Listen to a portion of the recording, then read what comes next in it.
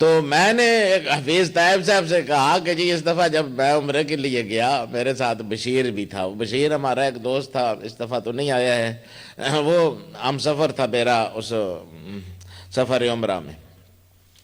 تو میں جب وہاں پہنچا ساتھ بشیر بھی تھا تو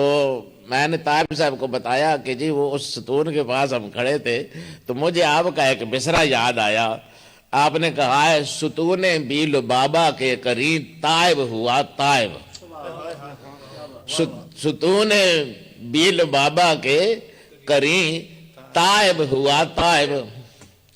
یعنی ابو لبابہ کے ستون کے پاس تائب نے توبہ کی۔ تو میں نے کہا جی کہ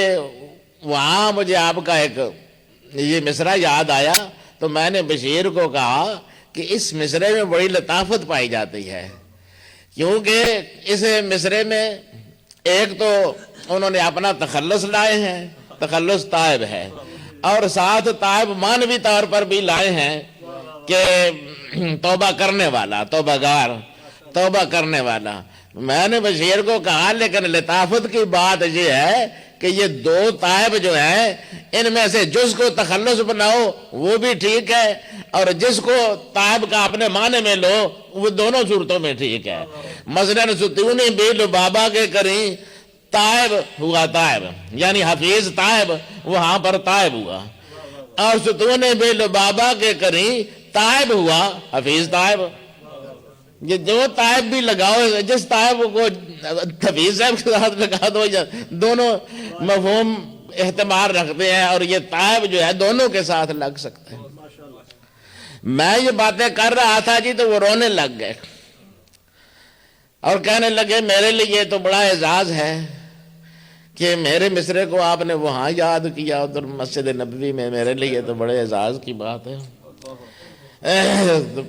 وہ سب ستون ابی لبابہ، وہ میرا مصرع بڑا قیمتی ہو گیا ہے کہ آپ نے اس کو وہاں یاد رکھا،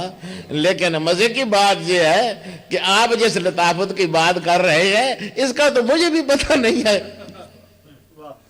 میں نے یہ تو کیا کہ بھئی دو طائب لایا ہوں، یہ تو میرے ذوق میں ہے کہ بھئی دو طائب لایا ہوں، ایک بطور تخلص کے لایا ہوں اور ایک معنوی طور پر، لیکن یہ کہ کچھ پتہ نہیں چلتا ہے کہ تخلص والا کون سا ہے اور معنوی کون سا ہے، اور جس کو معنوی بناؤ معنوی بھی بن سکتا ہے اور ہر ایک جو ہے وہ تخلص بھی بن سکتا ہے۔ یہ نئی بات آپ نے نکالی ہے، اس سے مجھے بھی بڑا لطف آیا ہے۔ تو بڑی با کمال شخصیت تھے جناب حفیظ طیب صاحب، اللہ پاک ان کی مغفرت فرمائے، اللہ رحمت فرمائے۔